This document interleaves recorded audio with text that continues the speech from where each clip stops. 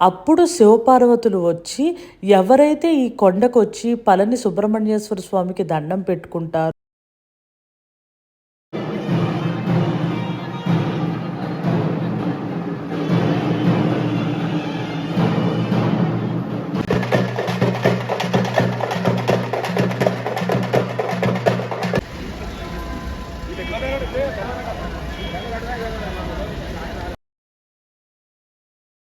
Hi hello my people, welcome to my channel.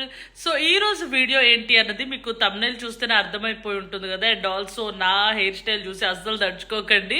So తమ్నైల్లో మీకు చూస్తే కొంచెం అర్థమై ఉంటుంది అనుకున్నాను. నేనైతే ఫస్ట్ తిరుమల వెళ్ళాను. తిరుమలలో జడ ఇచ్చేయటం వల్ల నా హెయిర్ ఇంత షార్ట్ అయిపోయింది. అయినో నాకు అంతగా సెట్ అవ్వలేదు, బట్ ఓకే, దేవుడి కోసం అది పెద్దగా మనం పట్టించుకోకూడదు. అండ్ నెక్స్ట్ వచ్చేసి ఈ వీడియోలో నేను మీకు ఇన్ డీటెయిల్గా నేను ఏమేం గుళ్ళకి వెళ్ళాను అన్నది చెప్తాను. సో నేను వచ్చేసి ఫస్ట్ తిరుమల వెళ్ళాను, అండ్ తర్వాత తమిళనాడులో ఉన్న స్వయంభూ గుళ్ళు మోస్ట్లీ అన్ని కూడా కవర్ చేశాను. And also Padmanabha Swamy temple కేరళలో దానికి కూడా వెళ్ళేసి వచ్చాను. సో నేనేంటంటే ఇన్ డీటెయిల్గా నేను వెళ్ళిన గుళ్ళు అన్నిటివి కూడా స్థల పురాణాలు చెప్తాను. అండ్ ఆల్సో గుళ్ళు ఏ టైంలో ఓపెన్ ఉంటాయి అంతా నేను ఎట్లా ట్రావెల్ చేశారు అంతా కూడా క్లియర్గా చెప్తాను. కాబట్టి ఈ వీడియోతో మీకు మంచి ఇన్ఫర్మేషన్ వచ్చేస్తుంది అండ్ చాలా చాలా ఫన్ కూడా వచ్చేస్తుంది. కాబట్టి మీరైతే వీడియో కంటిన్యూ చేసేయండి. అండ్ యాక్చువల్గా మేమేంటి అంటే మా డాడీ కోసం తిరుపతి మొక్కుకున్నాను అనమాట, ఇలా జడ ఇస్తానని. దానికోసం తిరుమల వెళ్ళాలి అనుకుంటుంటే మిరాకిల్ లాగా అలా మాకు టికెట్స్ చాలా ఈజీగా దొరికేశాయి. సో మేము చాలా చాలా హ్యాపీగా ఫీల్ అయ్యాము. సో నేను ఎంత ఎమోషనల్ అయ్యాను టికెట్స్ దొరకంగానే అన్నది నేనైతే క్లిప్పింగ్ యాడ్ చేసేస్తున్నా, ముందైతే అది చూసేయండి. ఈ వీడియో వచ్చేసి నాకు చాలా చాలా స్పెషల్, చాలా ఎమోషనల్ వీడియో కూడా. సో నేను వచ్చేసి చాలా రోజుల తర్వాత లైక్ 4 years తర్వాత తిరుమల వెళ్తున్నాను, నా దేవుడిని చూడటానికి వెళ్తున్నాను. అయినో వెంకటేశ్వర స్వామి ఎప్పుడు నాతోనే ఉంటారు, బట్ ఆయన దగ్గరికి వెళ్ళి చూడటం, తిరుమల వెళ్ళి చూడటం అది డిఫరెంట్ అంతే. నా వీడియోస్ చూసిన వాళ్ళందరికీ తెలుసు నాకు వెంకటేశ్వర స్వామి అంటే ఎంత పిచ్చి అనేసి. సో నేనైతే తిరుమల వెళ్తున్నాను, టికెట్స్ బుక్ అయిపోయి లక్కీలీ దేవుడి దయ వల్ల నాకు L1 దర్శనం దొరికింది. జనరల్గా నేను ప్రతి ఇయర్ వెళ్ళేదాన్ని, బట్ ఈ పాండమిక్ సిచ్యువేషన్ వల్ల more than 3 years అయింది నేను తిరుమల వెళ్ళి. So I'm so so so happy, Tirumala అయితే నాకు కుదిరేసింది. సో వీడియో చూసారు కదా, it's my 100% true emotion. So నేననే కాదు మా ఫ్యామిలీ మెంబర్స్ అందరూ కూడా అంటే తిరుమల తిరుపతి అనగానే లైక్ వెంకటేశ్వర స్వామి దగ్గరికి వెళ్తున్నాం అనగానే అదొక రకమైన ఫీలింగ్ అనమాట. హ్యాపీగా ఒక రకమైన మెంటల్ స్టేట్కి వెళ్ళిపోతాం మేము అందరం కూడా. సో అట్లా మేము తిరుమల టికెట్స్ దొరికిన తర్వాత తిరుమల ఒక్కటి వెళ్ళేసి వద్దాం అనుకున్నాము. బట్ ఇంకొక 2 daysలో స్టార్ట్ అవుతాము అనుకున్నప్పుడు ఇంకొక 3-4 గుళ్ళు తమిళనాడు గుళ్ళకి కూడా వెళ్దాం అనుకున్నాం. బట్ అక్కడికి స్టార్ట్ అయిన తర్వాత ఇంకొకటి అని యాడ్ చేసుకుంటూ మోస్ట్లీ అన్ని గుళ్ళు కూడా చూసేసాము. లైక్ దానికి ఫస్ట్ అయితే మేము సతీష్కి థ్యాంక్స్ చెప్పాలి, బికాస్ తనే వెళ్దామా అనగానే సపోర్ట్ చేసి వెళ్దామన్నాడు. కెఫే అది కూడా మేనేజ్ చేయటం ఫోన్లో నేను చూసుకుంటానులే, పర్లేదు ఎప్పుడో ఒకసారి వస్తాం కదా అనేసి. అంటే లైక్ తిరుమల వస్తాం కానీ ఇట్లా పక్కన ఆల్రెడీ మనం తమిళనాడు దగ్గరకు వచ్చాం కాబట్టి చూసేసి వద్దాము అనగానే మేము ఇంకా అన్ని గుళ్ళకైతే వెళ్ళేసి వచ్చాము. సో ఫస్ట్ అయితే మేము తిరుమలకి స్టార్ట్ అయిపోయాము. సో ఫైనల్గా మా డ్రీమ్ డే వచ్చేసింది, మేమైతే తిరుమలకి స్టార్ట్ అయిపోయాము. ఫస్ట్ అసలు నేను సతీష్ మాత్రమే వెళ్దాం అనుకున్నాము, బట్ అనుకోకుండా మా పెద్దమ్మ యాడ్ అయింది. మా పెద్దమ్మ యాడ్ అయిన తర్వాత మా అక్క వాళ్ళ పాప సిరి కూడా యాడ్ అయింది. సో మేము అందరము అయితే తిరుమలకి స్టార్ట్ అయిపోయాము. అండ్ తిరుపతి వచ్చేటప్పటికి 1 అలా అయింది. మార్నింగ్ 6కి స్టార్ట్ అయ్యాము. అండ్ అక్కడ లంచ్ చేసేసి పైకి స్టార్ట్ అయ్యేటప్పటికి లైక్ కొంతమంది రిలేటివ్స్ ఉన్నారు, వాళ్ళని కలిసి స్టార్ట్ అయ్యేటప్పటికి 3 అయింది. యాక్చువల్గా అయితే మేము 3కే వెళ్ళిపోవాల్సిన అవసరం లేదు, లైక్ నెక్స్ట్ డే మార్నింగ్ 5:15కి మా దర్శనం. బట్ మేము ఎప్పుడు తిరుపతి వచ్చినా కూడా లైక్ తిరుమలలో ఎక్కువసేపు ఉండటానికి మ్యాక్సిమం టైం ట్రై చేస్తాము. ఎందుకంటే అక్కడికి వెళ్ళినప్పుడు మనకి ఎప్పుడు పక్కన అట్లా ఓం నమో వెంకటేశాయ అని అండ్ ఆ మ్యూజిక్ రావటం అదొక రకమైన వైబ్రేషన్ ఉంటుంది తిరుమలలో. నేను ఒక్కదాన్నే కాదు, చాలామంది ఫీల్ అవుతారు అది. సో అక్కడే ఉండాలి, కొంతసేపు అక్కడ టైం స్పెండ్ చేయాలి అనుకుని మేమైతే త్వరగా వెళ్ళిపోయాము. ముందు రోజు త్వరగా స్టార్ట్ అయింది కూడా అందుకనే. సో మీకు అక్కడ గోపురం కనిపిస్తుంది కదా, అలా చూస్తూ బా ఫీలింగే వేరబ్బా. సో అట్లాగా మాకు మొత్తం లగేజ్ చెక్ చేసేటప్పుడు కూడా కొంతసేపు అట్లా అక్కడ నుంచొని మొత్తం వీడియోస్ అన్నీ కూడా తీశాను మీతో షేర్ చేసుకోవటం కోసం. సో పైకి వెళ్ళిన వెంటనే నేనైతే ముందు నా జడ ఇచ్చేసాను. తర్వాత వరాహమూర్తి టెంపుల్కి వెళ్ళాము. సో నేనెందుకు వరాహస్వామి టెంపుల్‌కి వెళ్ళాను అన్నది క్లియర్‌గా మీకు చెప్పడం కోసం అండ్ ఆల్సో మీరు కూడా ఎవరైనా దర్శనానికి వెళ్తుంటే కంపల్సరీ తిరుమల వెళ్ళినప్పుడు వరాహస్వామి టెంపుల్‌ని చూసిన తర్వాతే దర్శనం చేసుకున్న తర్వాతే వెంకటేశ్వర స్వామిని దర్శనం చేసుకోవాలి. అది ఎందుకు అన్నది క్లియర్‌గా మీకు ఈ వీడియోలో ఎక్స్‌ప్లెయిన్ చేయడం కోసం ఈ క్లిప్పింగ్ అయితే యాడ్ చేస్తున్నాను నేను.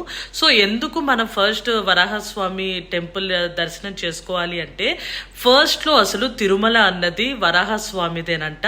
తర్వాత వరాహస్వామి దగ్గర నుంచి కొంచెం ప్లేస్ అన్నది తిరుమల వెంకటేశ్వర స్వామి తీసుకున్నారు కాబట్టి ఆయన తీసుకున్నప్పుడు ఆయన ఏం మాట ఇచ్చారంటే వరాహస్వామికి, నా కోసం నా దర్శనానికి వచ్చిన ప్రతి ఒక్క భక్తులు కూడా మిమ్మల్ని చూసి మీ దర్శనం అయ్యాక నా దగ్గరకు వస్తారు అని ఆయన మాట ఇచ్చారంట. సో ఆయన మాట మనం నిలబెట్టడం కోసం కంపల్సరీ ముందు వరాహస్వామి టెంపుల్కి వెళ్ళిన తర్వాతే తిరుమల వెంకటేశ్వర స్వామికి దగ్గరికి వెళ్తే ఆయన మాట మనం నిలబెట్టిన వాళ్ళం అవుతాము.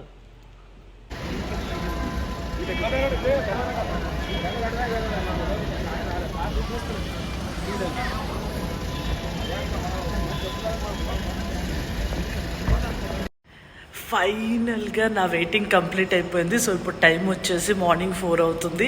సో నేనైతే ఇప్పుడు దర్శనానికి స్టార్ట్ అయిపోయాను. I'm so so so so happy. ఎన్ని రోజుల నుంచి ట్రై చేస్తుంటే ఇప్పుడు కుదురుతుంది. అండ్ అందరికీ గుడ్ మార్నింగ్. సో మేమైతే దర్శనానికి స్టార్ట్ అయిపోయాము. సో దర్శనం అయితే చాలా చాలా చాలా బాగా అయ్యింది.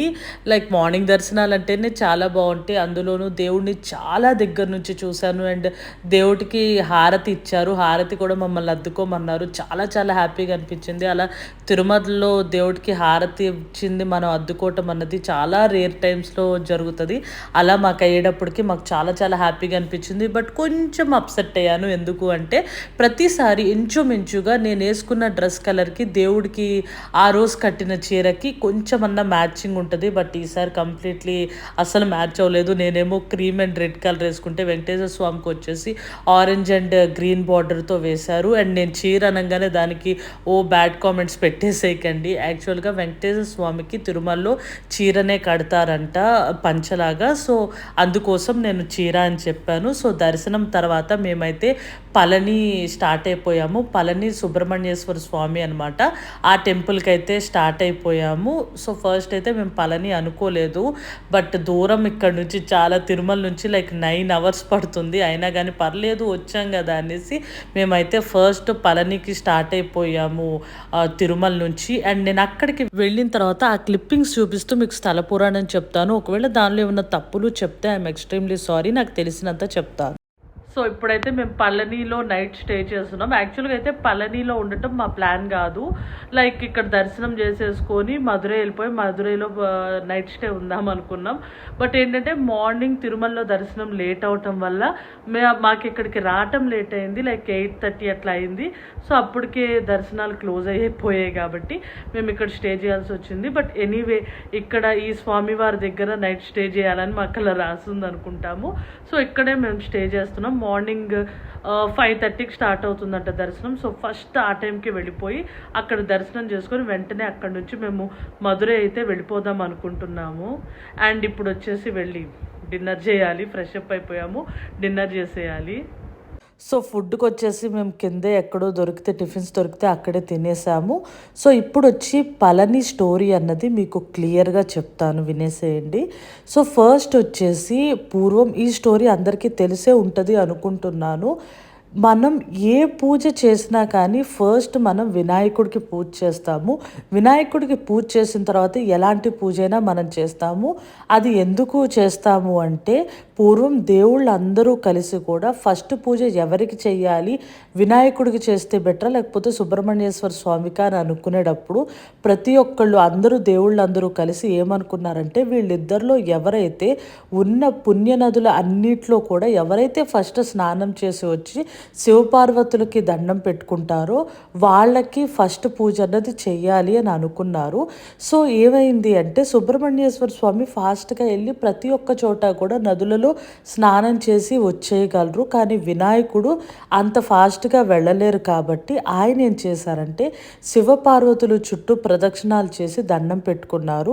అలా దండం పెట్టుకున్నప్పుడు సుబ్రహ్మణ్యేశ్వర స్వామికి ప్రతి ఒక్క నది దగ్గర కూడా ఆయన కన్నా ముందే వినాయకుడు వెళ్ళి స్నానం చేసినట్టు కనిపించింది. సో అలా అయిన తర్వాత వినాయకుడికి ఫస్ట్ పూజ చేయాలని అందరూ దేవుళ్ళు అనుకున్న తర్వాత సుబ్రహ్మణ్యేశ్వర స్వామి అలిగి పళని కొండపైనే కూర్చున్నారంట. అప్పుడు శివపార్వతులు వచ్చి ఎవరైతే ఈ కొండకొచ్చి పళని సుబ్రహ్మణ్యేశ్వర స్వామికి దండం పెట్టుకుంటారో వాళ్ళు ఏం కోరికలు కోరుకున్నా ఖచ్చితంగా తీరుతాయి అని సుబ్రహ్మణ్యేశ్వర స్వామికి చెప్పిన తర్వాత అప్పుడు ఆయన శాంతించారు అంట. శాంతించి ఉండి చిరునవ్వుతో ఉంటారు అక్కడ. సో అక్కడ విగ్రహం వచ్చేసి చిరునవ్వుతో ఉంటుంది. అండ్ బాల సుబ్రహ్మణ్యేశ్వర స్వామి చాలా అంటే చాలా అందంగా ఉంటారు. అండ్ ఇక్కడ పైకి వెళ్ళటానికి 3 దారులుంటాయి. ఒకటి మెట్ల దారిలో వెళ్ళొచ్చు. రెండోది ట్రైన్ ఉంటుంది. లైక్ పైకి కొండపైకి ట్రైన్ ఉంటుంది. అండ్ థర్డ్ వచ్చేసి రోప్‌వే ఉంటది. బట్ ట్రైన్, రోప్‌వే చాలా అంటే చాలా వెయిటింగ్ ఉంటది. లైక్ 1 అవర్ నుంచి 2 అవర్స్ వరకు వెయిట్ చేయాలి. నా సజెషన్ ఏంటంటే పెద్దగా మెట్లు ఏమి ఎక్కువ ఉండవు. సో మెట్లే బెటర్ ఆప్షన్ అని నాకు అనిపించింది. అండ్ మెట్లెక్కితే పుణ్యము వస్తుంది. ఫ్రీగా మన టైంకి మనం వెళ్ళిపోవచ్చు. అండ్ మెట్లెక్కటానికి కూడా మాకైతే హాఫ్ అన్ అవర్ పట్టింది. మా పెద్దమ్మ ఉన్నారు. తను మెల్లగా నడిచినా కూడా మేమైతే హాఫ్ అన్ అవర్‌లో పైకైతే వెళ్ళిపోయాము.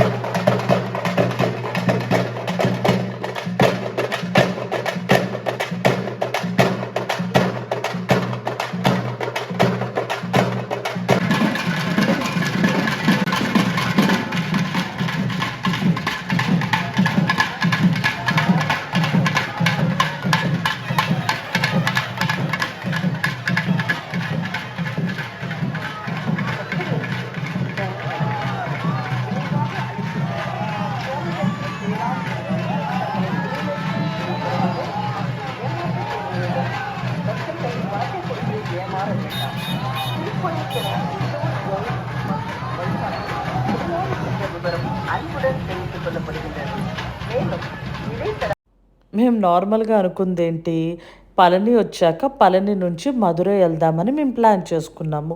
బట్ మాకు అక్కడి దాకా వెళ్ళిన తర్వాత అనిపించింది, అక్కడి నుంచి పద్మనాభ స్వామి టెంపుల్ కేరళ వచ్చేసి 8 అవర్స్ ఉందన్నమాట. సో ఇక్కడ దాకా వచ్చాం గదా!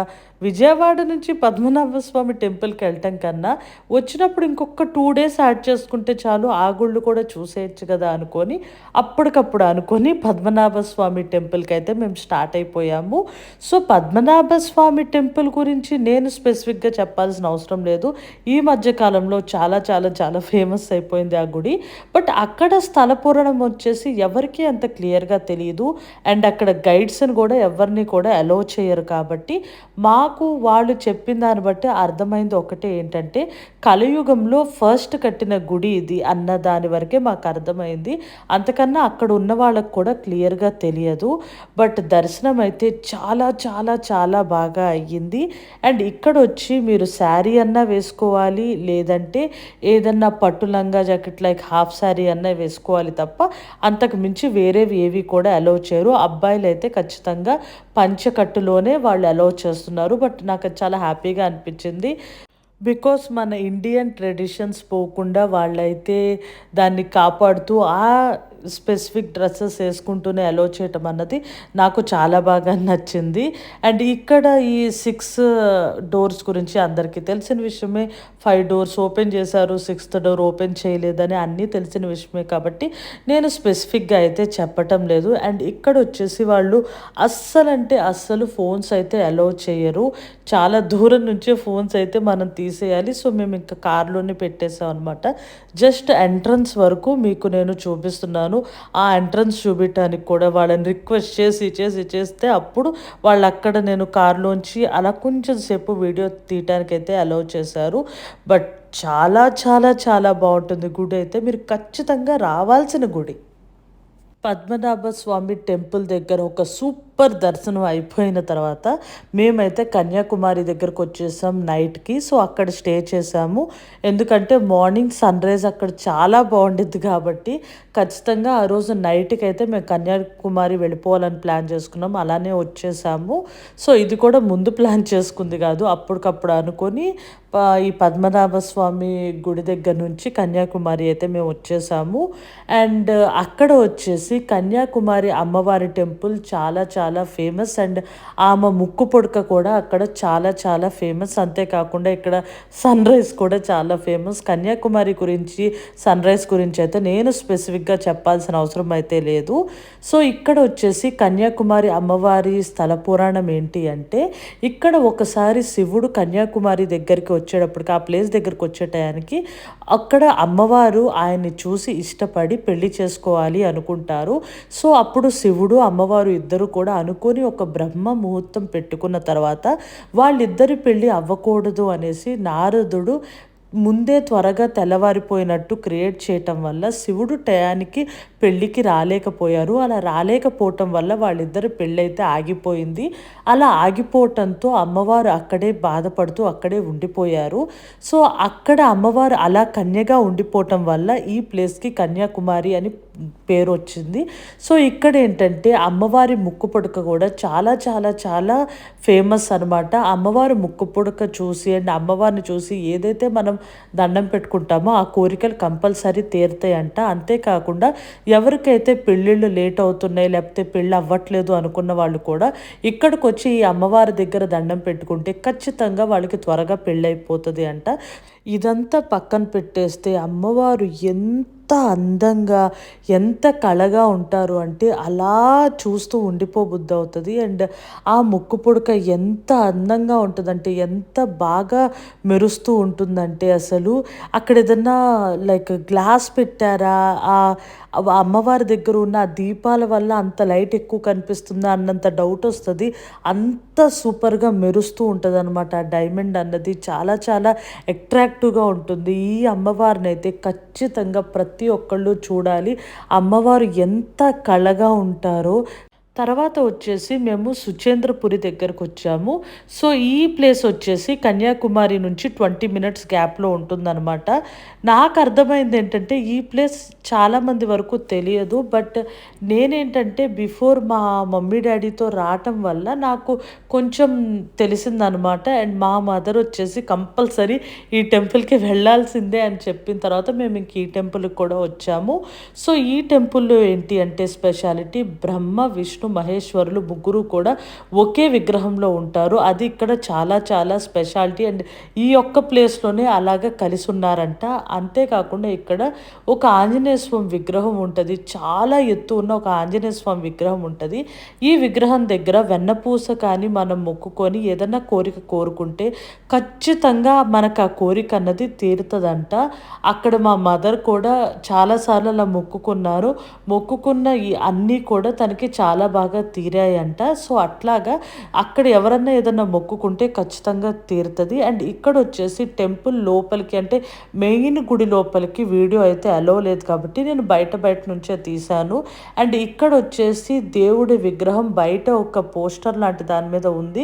సో నేను మీకు అది చూపిస్తాను. అంతేకాకుండా ఆంజనేయ స్వామిది కూడా నేను గూగుల్ నుంచి వీడియో డౌన్లోడ్ చేసి మీకు అది కూడా అప్లోడ్ చేస్తాను. దాన్ని బట్టి మీకు ఒక ఐడియా వస్తుంది. సో మీరు ఈ ట్రిప్ కానీ వేస్తే ఈ ట్రిప్లో ఈ టెంపుల్ని కూడా ఖచ్చితంగా పెట్టుకోండి. బికాస్ మీరు ఇంకెక్కడా కూడా ఇలా బ్రహ్మ విష్ణు మహేశ్వరులు కలిపున్న విగ్రహాన్ని అయితే చూడలేరు కాబట్టి ఖచ్చితంగా చూడండి. ఇప్పుడైతే మీరు ఈ టెంపుల్ బ్యూటీనెస్ అన్నది చూసేయండి.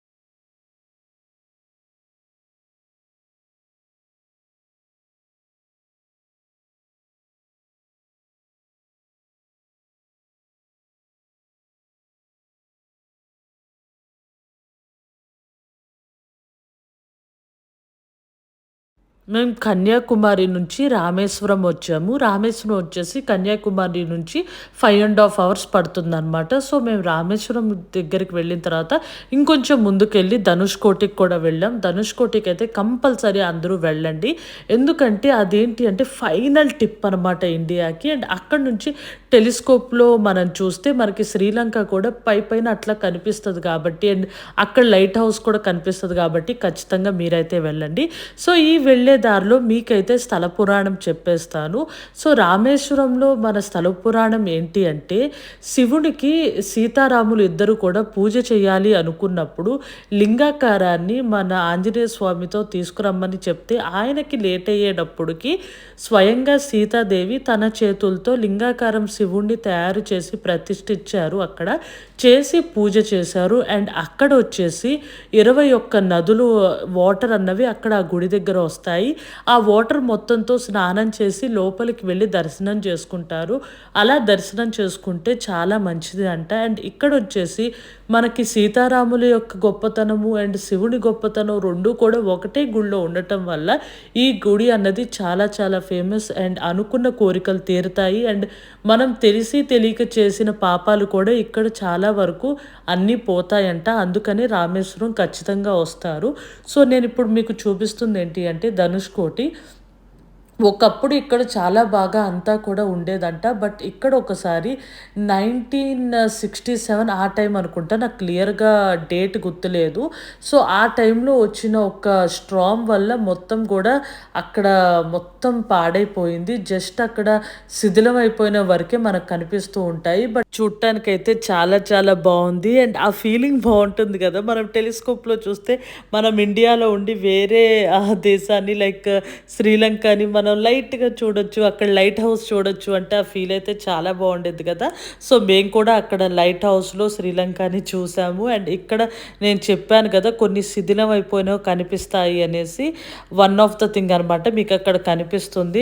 అండ్ ఇంకా మేము ధనుష్కోటి చూసుకున్న తర్వాత రామేశ్వరంలో మంచిగా దర్శనం చేసేసుకొని నైట్‌కి అయితే మేము మదురై వెళ్ళిపోయాము. మదురై వచ్చేసి ఇక్కడ రామేశ్వరం నుంచి 3 అవర్స్ పడుతుంది.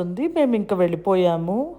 మేము మదురై వెళ్ళేటప్పటికే నైట్ చాలా లేట్ అయిపోయింది. సో, నైట్ అక్కడే స్టే చేసి మార్నింగ్ పొద్దున 5:30కి అట్లాగా మేము దర్శనానికి అయితే వెళ్ళిపోయాము. సో, ఇక్కడ మదురై స్థల పురాణం ఏంటి అంటే పూర్వం మదురై రాజుకి పిల్లలు లేకపోతే ఆయన శివుడికి ఘోర తపస్సు చేసిన తర్వాత పార్వతీదేవియే వాళ్ళకి ఒక చిన్న పాపలాగా దొరుకుతుంది. సో, ఆమెని పెంచి పెద్ద చేసిన తర్వాత ఆమెను పెళ్లి చేసుకోవటానికి శివుడే భూమి మీదకి వచ్చారు. వచ్చిన తర్వాత వాళ్ళిద్దరికీ పెళ్ళయింది. పెళ్ళైన తర్వాత కూడా చాలా రోజులు ఈ మదురైని పాలించారని భక్తుల యొక్క నమ్మకం. ఇంకా తర్వాత ఈ టెంపుల్ యొక్క అందం గురించి మాట్లాడుకోవాలి. చాలా చాలా చాలా బ్యూటిఫుల్‌గా ఉంటది ఈ టెంపుల్ చూడటానికి. అందులోనూ నైట్ టైమ్ కానీ లేకపోతే ఎర్లీ మార్నింగ్ కానీ ఈ టెంపుల్ ఇంకా ఇంకా అందంగా ఉంటది. ఆ లైట్స్ అన్నీ కూడా అలా టెంపుల్ గోపురాల మీద పడి చాలా బ్యూటిఫుల్‌గా ఉంటది. మీరిక్కడ చూస్తూ ఉంటే గోపురం చాలా చాలా కలర్‌ఫుల్‌గా ఉంది కదా! సో, ఇలానే మనకి 4 సైడ్ గోపురాలొస్తాయి. 4 సైడ్స్ అంతే చాలా కలర్‌ఫుల్‌గా ఉంటది. అండ్ లోపల కూడా చూసారు కదా! ఎంత కలర్‌ఫుల్‌గా ఉందో. చాలా చాలా బ్యూటిఫుల్‌గా ఉంటది చూడటానికి కూడా. సో, ఖచ్చితంగా ప్రతి ఒక్కళ్ళు చూడాల్సిన గుడి. అండ్ అమ్మవారు కూడా చాలా చాలా అందంగా ఉంటారు. అండ్ అయ్యవారు కూడా ఇక్కడ చాలా చాలా అందంగా ఉంటారు. ఒక మంచి ఫీలింగ్ వస్తది ఈ గుడికొస్తే. సో, ఖచ్చితంగా ఈ గుడికైతే రండి. అండ్ ఇక్కడ ఆ స్థల పురాణం గురించి చెప్పాను కదా! అప్పుడు ఆయనకి పిల్లలు లేక పూజ చేస్తే ఆయనకి పార్వతీదేవి ఒక పాపలాగా దొరికింది కదా! సో, ఇక్కడేంటంటే ఎవరికన్నా పిల్లలు పుట్టకపోతే ఇక్కడికొచ్చి దండం పెట్టుకుంటే పిల్లలు పుడతారని ఇక్కడి నమ్మకం. సో, మేమొచ్చేసి అక్కడ మదురైలోనే లంచ్ చేసేసి అక్కడి నుంచి శ్రీరంగంకి స్టార్ట్ అయిపోయాము. శ్రీరంగం వచ్చేసి మదురై నుంచి 2½ అవర్స్ పడుతుంది. సో, బెస్ట్ టైం వచ్చేసి ఆఫ్టర్‌నూన్ స్టార్ట్ అయ్యి వెళ్తే మనం కరెక్ట్‌గా టెంపుల్స్ ఓపెన్ అయ్యే టైంకి వెళ్ళిపోవచ్చు. బికాస్ తమిళనాడులో ఎంత పెద్ద గుళ్ళైనా కూడా 12:31కి క్లోజ్ చేసి మళ్ళీ 4కి ఓపెన్ చేస్తారు. సో, మేమైతే కరెక్ట్ మేము టెంపుల్స్ దగ్గరికి వెళ్ళేటప్పటికి 4 అయిందనమాట. సో, శ్రీరంగంలో వచ్చేసి మెయిన్ టెంపుల్స్ 2 ఉంటాయి. మెయిన్ టెంపుల్ వచ్చేసి రంగనాథ స్వామి టెంపుల్ ఒకటి, అండ్ రెండోది వచ్చేసి జంబుకేశ్వర స్వామి టెంపుల్ ఉంటుంది అనమాట. సో జంబుకేశ్వర స్వామి టెంపుల్ అంటే జలలింగం, లైక్ ఇప్పుడు మనకి భూలింగం, జ్యోతిలింగం అట్లా ఉంటాయి కదా, అలాగా జలలింగం అనమాట. మన ఇండియాలో 5 లింగాస్ ఉన్నాయి, లైక్ జలలింగం అట్లాగా. దానిలో ఇది జంబుకేశ్వర స్వామి అంటే వాటర్ అనమాట, జలలింగం ఇక్కడ. సో ఈ గుడి వచ్చేసి నాకు సతీష్కి కూడా చాలా మంచిదని చెప్పడం వల్ల కూడా మేము వెళ్ళాము. టెంపుల్ అయితే చాలా చాలా చాలా బ్యూటిఫుల్గా ఉంది. జనరల్గా కొంతమంది ఏంటంటే మెయిన్ టెంపుల్ రంగనాథ స్వామి టెంపుల్కి వెళ్ళి ఈ టెంపుల్కి అయితే వెళ్ళరు, బట్ ఈ టెంపుల్కి కూడా వెళ్ళండి. ఈ టెంపుల్ కూడా చాలా చాలా బాగుంది. అండ్ అక్కడ దర్శనం అయిపోయిన తర్వాత మేము వెంటనే రంగనాథ స్వామి టెంపుల్కి వచ్చేసాము. ఈ టెంపుల్ వచ్చేసి one of my favourite temple అనమాట. ఇప్పుడు మేము వెళ్ళిన టూర్ మొత్తంలో నాకు తిరుమల తర్వాత అంత ఇష్టమైన టెంపుల్ అనమాట ఇది. బికాజ్ ఇది వచ్చేసి చాలా చాలా పెద్ద టెంపుల్, ఎంత బ్యూటిఫుల్గా ఉంటుందో. అండ్ ఇక్కడ వచ్చేసి ఒక మెయిన్ స్పెషల్ థింగ్ అన్నది ఉంది, అదేంటి అన్నది మీకు వీడియో కంటిన్యూషన్లో చూపిస్తాను. సో ఇక్కడ వచ్చేసి మనం టెంపుల్ పైకి వెళ్తున్నాం అనమాట. సో బికాస్ అక్కడ నుంచి చూస్తే మనకి మొత్తం అక్కడున్న గోపురాలన్నీ కనిపిస్తాయి. సో ఇక్కడ వచ్చేసి 21 గోపురాలు అయితే ఉంటాయి. మీరు ఇక్కడ చూడొచ్చు, మీకే క్లియర్గా అర్థమవుతుంది. 21 గోపురాలు అయితే మనకు ఉంటాయి అన్నమాట ఇక్కడ. అండ్ ఇంకోటి, విష్ణుమూర్తి డైరెక్ట్గా స్వయంభూగా వెలిసిన టెంపుల్స్లో ఇది one of the best temple అనమాట. అంతేకాకుండా మనకి 108 వైష్ణవ టెంపుల్స్ ఉంటే వాటిలో ఫస్ట్ టెంపుల్ ఇది. అండ్ ఇండియాలో ఉన్న బిగ్గెస్ట్ టెంపుల్ కూడా ఇదే. సో ఇది కంప్లీట్గా 4 కిలోమీటర్స్ ఉంటుంది. అంతేకాకుండా 157 ఏకర్స్ ఉంటుంది ఈ టెంపుల్ ఇంచుమించుగా. సో మీరే అర్థం చేసుకోవచ్చు ఆ టెంపుల్ ఎంత పెద్దగా ఉంటుందో. అండ్ చాలా చాలా చాలా బ్యూటిఫుల్గా ఉంటుంది. సో ఇక్కడ మీరు చూస్తే ప్రతి ఒక్క గోపురం కూడా చాలా కలర్ఫుల్గా ఉంటుంది. బట్ ఒక్క గోపురం వచ్చేసి మీకు అక్కడ కనిపిస్తుందా, వైట్గా ఉంది చూడండి, దానికి ఎలాంటి కలర్స్ వేయరు, బట్ దానికి ఒక స్టోరీ అయితే ఉంది. సో అదేంటి అంటే, ఒకప్పుడు ఒక ఆమె వచ్చేసి ప్రతిరోజు రంగనాథ స్వామికి పూజ చేసుకునే వాళ్ళంట. ఆ రోజుల్లో ఒక రాజు ఆమె పైన మోహించి ఆమె చెయ్యి పట్టుకునేటప్పటికి ఆమె ఆయన్ని ఇష్టపడినట్టు నటించి ఆ గోపురం పైకి తీసుకెళ్ళి ఆయన్ని కిందకి తోసేసి ఆమె కూడా కింద దూకేసి చనిపోయారంట. సో ఆమె అక్కడ ఆత్మహత్య చేసుకోవటం వల్ల ఆ గోపురానికి కలర్స్ ఏమీ వేయరు, ఆమె గుర్తుగా అలాగా వదిలేశారు. అది తప్ప వేరే అన్ని గోపురాలు కూడా చాలా చాలా కలర్ఫుల్గా ఉంటాయి. అండ్ నేను వచ్చి కరెక్ట్గా ఈవినింగ్ టైం వెళ్ళేటప్పటికి ఎంత బ్యూటిఫుల్గా ఉందో. ఇంకా నేను వీడియోలో ప్రాపర్గా క్యాప్చర్ చేయలేకపోయాను, బయట అయితే ఇంకా బాగుంది. అండ్ మీకు అక్కడ కనిపిస్తుంది కదా లాస్ట్లో, అది మెయిన్ గోపురం. ఆ గోపురం వచ్చి వన్ ఆఫ్ ద బిగ్గెస్ట్ గోపురం ఇన్ ఇండియా అనమాట. టాప్ అదే, దానికన్నా పెద్ద గోపురం అన్నది అసలు ఇండియాలో లేదు. అసలు డైరెక్ట్గా చూస్తే ఎంత బ్యూటిఫుల్గా ఉంటుందో, అసలు దగ్గరికి వెళ్ళిన తర్వాత మన మెడ అలా పైకి పెట్టుకొని చూస్తే తప్ప మనం ప్రాపర్గా మొత్తం చూడలేము. అండ్ అక్కడ మీకు కనిపిస్తుంది చూడండి, అది బంగారపు గోపురం, అక్కడే మెయిన్ స్వామివారు అన్నది ఉంటారు. సో ఇంకా కొన్ని special things and main things ఈ గుడిలో ఉన్నాయి అన్నాను కదా. సో అది ఏంటి అంటే, రామానుజాచార్య వారి రియల్ బాడీ అన్నది ఈ గుడిలో ఉంది. ఆయన 1000 ఇయర్స్ నుంచి ఇక్కడ బతికే ఉన్నారనమాట. బట్ ఆయనలో కదిలిక అన్నది ఉండదు, బట్ ఆయన బాడీ అట్లానే ఉంది. జనరల్గా ఎవరన్నా చనిపోతే వాళ్ళ బాడీ అన్నది విత్ ఇన్ డేస్ కుళ్ళిపోతుంది, బట్ ఆయన అక్కడ చనిపోలేదు, అలా ధ్యానంలో ఉండి మోర్ దాన్ 1000 ఇయర్స్ నుంచి ఉన్నారు. ఆయన రియల్ బాడీని ఆయన రియల్గా ఈ టెంపుల్లో అయితే చూడొచ్చు. నాకు అది కూడా చాలా చాలా ఇష్టమైన థింగ్ అనమాట ఈ టెంపుల్లో. జనరల్గా మనం విగ్రహాలు చూడటం వేరు, బట్ రియల్ బాడీని చూడటం అన్నది అదొక డిఫరెంట్ ఫీలింగ్. అక్కడ వచ్చేసి మన వీడియోస్ తీయటానికి యాక్సెప్ట్ చేయరు. సో అందుకని నేనైతే వీడియోస్ తీయలేకపోయాను, బట్ గూగుల్ నుంచి ఫొటోస్ తీసి మీకైతే యాడ్ చేసేస్తున్నాను చూడండి. అండ్ అంతేకాకుండా ఇక్కడ చూసారా ఆ విగ్రహాలు కానీ ఆ కార్వింగ్ కానీ ఎంత బ్యూటిఫుల్గా ఉందో. ఇంత బ్యూటిఫుల్గా ఉన్న ఈ టెంపుల్ స్థల పురాణం ఏంటో ఇప్పుడు చెప్తాను. సో ఇక్కడ స్థల పురాణం ఏంటంటే, పూర్వం రావణుడు చేసే ఏ పని కూడా రావణుడు తమ్ముడైన విభీషణుడికి నచ్చదు. కానీ తను ఎన్నిసార్లు వాళ్ళ అన్నయ్యకి చెప్పాలనుకున్నా కానీ ఎప్పుడూ తన మాట వినేవాడు కాదు. ఆ తర్వాత రావణుడి వధ అయిపోయిన తర్వాత, రావణుడు చనిపోయిన తర్వాత రాముడితో పాటే విభీషణుడు కూడా అయోధ్య వచ్చేస్తాడు. అయోధ్య వచ్చేసిన తర్వాత రాముడి పట్టాభిషేకం అయిన తర్వాత మళ్ళీ తిరిగి లంకకి వెళ్ళటానికి అస్సలు ఆయనకి ఇష్టం లేకుండా ఉన్నప్పుడు, అప్పుడు రాముడు ఏం చెప్తాడంటే, నా బదులుగా రంగనాథుడిని నీతో పాటు లంక పంపిస్తాను అని చెప్పగా వాళ్ళిద్దరూ కలిసి లంక సైడ్ ప్రయాణం అయిన తర్వాత, ఇక్కడ ఈ స్పెసిఫిక్ ఈ శ్రీరంగం దగ్గరికి వచ్చిన తర్వాత రంగనాథుడిని ఇక్కడ ఈ శ్రీరంగం దగ్గర ఉంచి ఆయన సంధ్యావందనం చేసుకోవటానికి వెళ్తారు. ఆయన తిరిగి వచ్చేటప్పటికి శ్రీరంగనాథుడు అక్కడే విగ్రహం అయిపోవటం చూసి చాలా బాధపడతారు. బాధపడిన తర్వాత రంగనాథుడిని అడిగితే ఆయన ఏం చేస్తారు అంటే, లంక వైపు తిరిగి ఆయన అలాగా అక్కడే ప్రతిష్ఠ అయిపోతారు. అందుకనేనో ఏమోనో అప్పుడు రాజులు అందరూ కూడా ఇక్కడ ఈ కట్టడాన్ని మొత్తాన్ని కూడా కూలీలందరినీ కూడా శ్రీలంక నుంచి తీసుకొచ్చి వాళ్ళతోనే చేయించారంట. అక్కడున్న గైడ్లు నాకు ఇవన్నీ చెప్పారు. సో అక్కడ గైడ్లు వచ్చేసి చాలా చాలా మంచి వాళ్ళైతే దొరుకుతున్నారు. అండ్ ఈ టెంపుల్కి వెళ్ళినప్పుడు గైడ్ చాలా చాలా అవసరం. బికాస్ మనకు తెలియని ఎన్నో విషయాలు అక్కడ ఉన్నాయన్నమాట. సో వాళ్ళ బట్టి మనకు అన్నీ తెలుసుకోవచ్చు. బట్ గైడ్ని సెలెక్ట్ చేసుకున్నప్పుడు జాగ్రత్తగా సెలెక్ట్ చేసుకోండి. ఇట్లాగా నేను ఈ టెంపుల్ని కూడా చాలా చాలా బాగా ఎంజాయ్ చేశాను. అండ్ ఈ వీడియో లెంత్ మరీ పెరిగిపోవటం వల్ల నా నెక్స్ట్ టెంపుల్స్ అన్నీ కూడా నేను వేరే వీడియోగా నెక్స్ట్ సెకండ్ వీడియోగా అప్లోడ్ చేస్తాను. సో దానిలో వచ్చేసి నేను చిదంబరం వెళ్ళాను, కుంభకోణం వెళ్ళాను, తంజావూరు వెళ్ళాను, ఆ తర్వాత కంచి వెళ్ళాను. సో ఈ టెంపుల్స్ అన్నీ కూడా క్లియర్గా వాటి స్థల పురాణం ఏంటి అండ్ నేను ఎలా వెళ్ళాను, నేను ఎలా ఎంజాయ్ చేశాను అన్నీ చూడాలి అంటే మీకు ఏం చేయాలో తెలుసు కదా. Please subscribe to my channel. So ఇలాంటి వీడియోసే కాకుండా నేను బ్యూటీ రిలేటెడ్ వీడియోస్ కూడా చేస్తూ ఉంటాను, ఎక్కువగా అవే చేస్తూ ఉంటాను.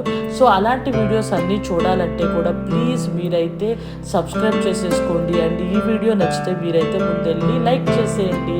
అండ్ ఇప్పుడు ఈ వీడియో ఎండింగ్ దాకా హ్యాపీగా చూసేయండి.